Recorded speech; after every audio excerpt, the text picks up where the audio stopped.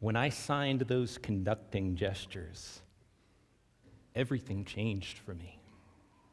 You see, just a moment before I was on stage and my mind was racing and my pulse was pounding because I had a surprise to deal with right there in front of everyone. Over a decade ago, I'd put together a show where I'd composed the film score and assembled a band to join me in performing that live to the movie. And as we got to the climax of the film, I saw my clarinet player slowly begin to dismantle his instrument in front of me. This was not on the page. And as he raised the barrel of his instrument to his lips with no mouthpiece to make who knows what sound, I had a choice to make. I could either ask him to come back to what was on the page, or I could embrace the unknown, step into the surprise, and say yes to what he had to offer. I'm glad I chose the latter, and I signed in silence that phrase to my clarinetist: you continue with this. And not only did I get back a sound which was more haunting and wondrous than I could have composed, one that sounded more like a bamboo flute than a clarinet, I also received an insight into what it takes to be a leader in education in the 21st century. So today I want to talk about how I arrived at that moment on that show to say yes to the surprise, why my journey even matters to the field of education, and what there is to do. And we're going to close with a group exercise. But before we get there, how did I get to that moment to say yes to such a shocking surprise? What you don't know is that I started piano at the age of 4, and in one of my very first public recitals, I actually ran off the stage in tears because I had made a mistake and not played what was on the page. You see, in many ways, I was the product of a very traditional music education, one that prioritized perfection over innovation, one that championed competition over collaboration. But along the way, I had several mentors and educators who poured into me, and they enabled me to take risks and to make creative choices. Whether it was improvising on a blues solo or creating a piece for a concert, or even stepping out onto stage with them as educators and improvising an entire concert with nothing on the page. But why does my journey from timid beginner to confident professional even matter to the field of education? Well, we are entering one of the most complex, unpredictable, and rapidly changing landscapes we've ever seen as a species. As a modern civilization, we've turned the page several times from the agricultural to the industrial to the information age, and we are now in what author Daniel Pink calls the conceptual era. And in this era, those concepts of empathy and play and symphonic-like collaboration are what will make the difference in such a rapidly changing environment. The World Economic Forum says that those soft skills of active listening, of creative collaboration, of complex problem solving, of creativity, are what will make the difference and will set those who are ready up for success in this new era. But if that's the case, if this is the future we're facing, why have many of our traditional models of education not adapted appropriately? Why do we still proceed as if narrow specialization and skill building is the ultimate benchmark when it's merely the baseline?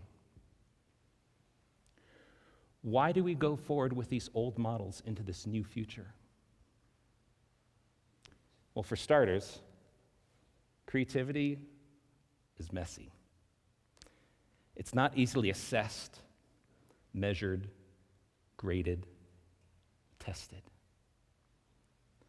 But for those leaders in education who are ready to rise to the challenge, are ready to step into this new future, are ready to go beyond outcomes into adventure, are ready to push past those old models, are ready to lead those they mentor into a liquid mindset, into resiliency, are ready to lead those they teach to experience the power of play.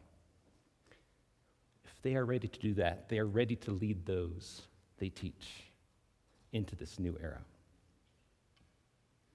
So the call is clear.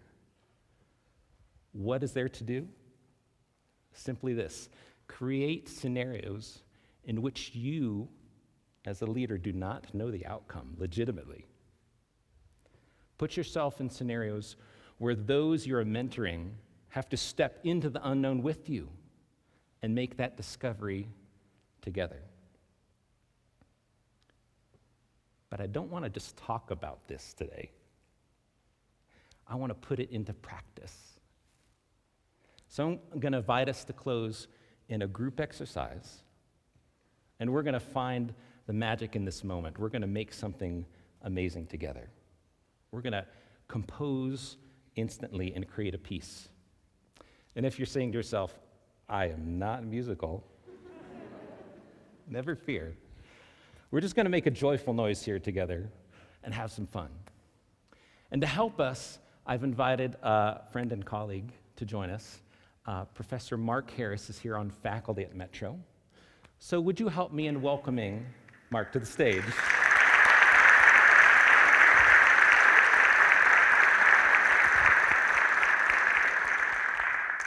Now, don't think you're too far behind, because we haven't rehearsed what we're about to do. So, I want to create something together with you. And the way we're going to do this is I'm going to embrace risk by stepping out as a leader and asking you to make a creative choice in response, right? So I'll give a structure, and you can provide a content in response. I'll give a sign, and you can give back some type of sound, all right? And each sign has a definite meaning, but feel free to reinterpret that sign every time I give it to you.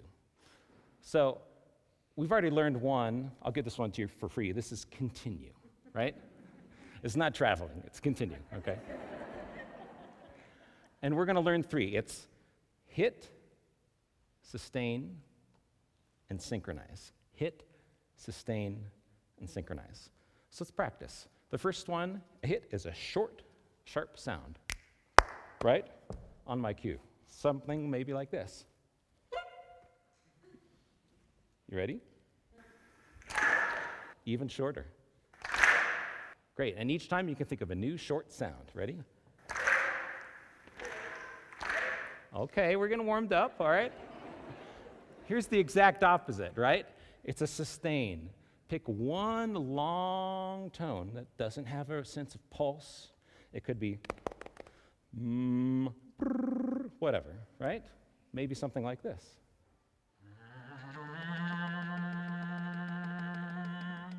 Right? Your turn. Ready? And.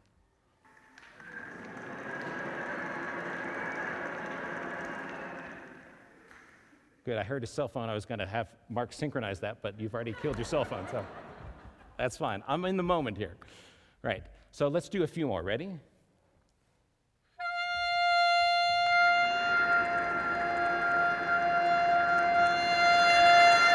Oh, we're going to take this on the road. This is great. Last but not least is synchronize. And this one is almost impossible to rehearse, right? So whatever we're doing in the moment, when I give you the sign, start listening to those around you and try to merge your sound with your neighbors, right? It's a process of discovery here. And the longer I hold this, the longer I want you to expand your awareness to the entire room. And maybe, just maybe, we might discover one sound that we'll create together. So synchronize, sustain, and hit. You guys ready?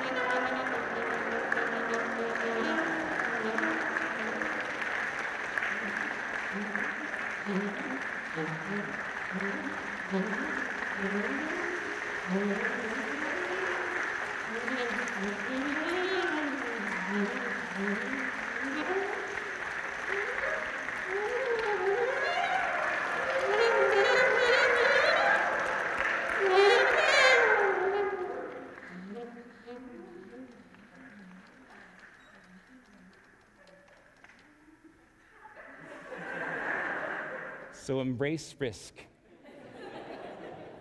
empower creative choice, and you just might discover the next great idea. Thank you.